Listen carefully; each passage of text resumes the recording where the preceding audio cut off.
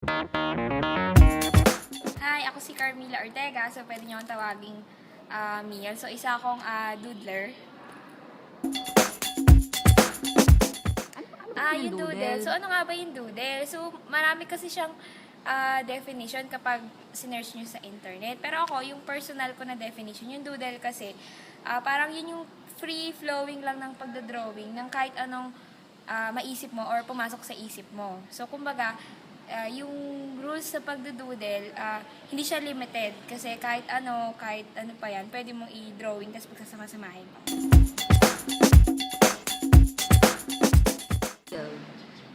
Yung mga layunin naman ng doodle, yun nga, katulad ng sinabi ko, wala naman kasi talaga siyang rules talaga. Pero yung layunin talaga niya is, ma-enhance kasi niya yung creativity nung student. Tapos at the same time, pag na-enhance yung creativity ng student, and then nakahanap siya ng mga co-students niya na same pala sila ng ginagawa, or di mas magkakaroon sila ng interaction through doodling.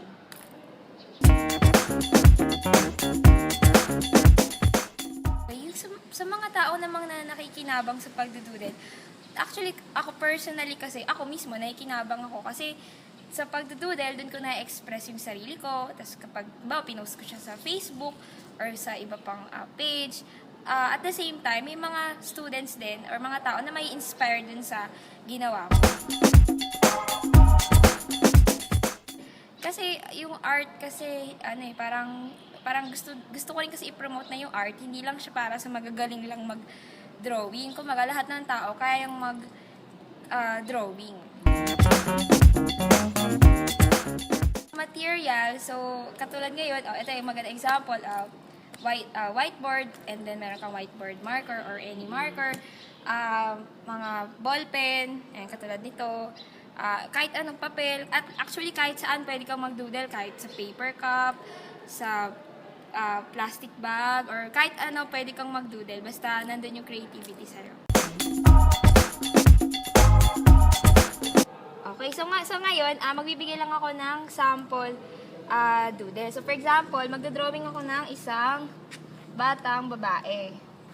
So usually, ganito yung ginagawa ko. So inuuna ko muna yung bangs niya. Yan. Para sa mukha, yun, letter U lang, tapos yung bibig.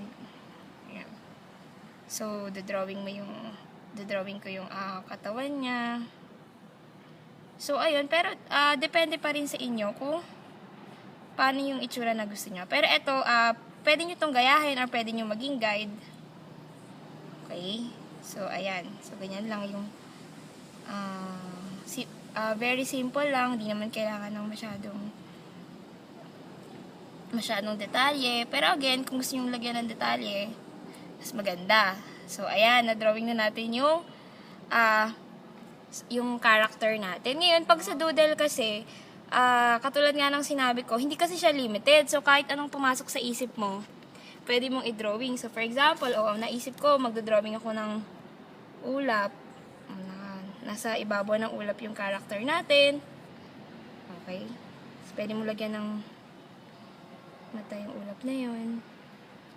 Okay. So, pwede ka ulit mag-drawing ng isa pang ulap dito. Okay? So, pero kasi kapag nag-search kasi kayo ng mga doodle works, usually kasi yung mga doodle na yun, puro characters or mga monsters yung term kasi nila eh. Pero as I've said, hindi kasi naman limited or hindi naman talaga madedefine yung doodle sa ganun lang. So, again, it's up to you kung ano yung maisip mo na bagay. So, for example, nakaisip ako ng libro, pwede ko i-drawing yun. Okay, so, ayun. For example, ano bang gusto nyong i-drawing ko? Kailangan ba, ma'am, ang doodle ay related yung mga pictures na yan sa bawat isa? Connected sila sa isa't isa? O hindi naman kailangan? Actually, hindi naman talaga kailangan. Kasi, kung ano lang talaga yung pumasok sa isip mo. Okay. Pero, may mga tao talaga na professional na talagang ito yung genre nung ginagawa nila. So, talagang Depende pa rin kasi sa tao kung ano yung gusto niyang lumabas na message dun sa kanyang doodle. Katulad halimbawa niyan, ma'am, anong message ang gusto mong ipakita sa audience natin dyan?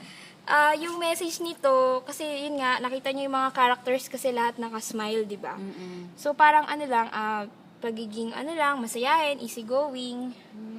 So, ayun. Wow.